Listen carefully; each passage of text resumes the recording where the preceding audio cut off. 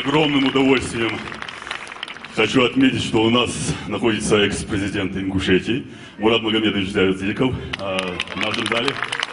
Я благодарю вас, Мурат Магомедович, что вы поддерживаете наших артистов, так же, как и прежде. И всех вам благ, чтобы больше оптимизма и здравого, конечно, здравой жизни вам. Это был голос. Мне очень приятно вас видеть в зале. Пользуясь случаем, хочу поздравить свою коллегу, моего друга Малику Уцаеву. Нам Мурат Магомедович звание давал один и тот же год. В 2003 году это было. Я не могу не благодарить Мурата Магомедовича за это.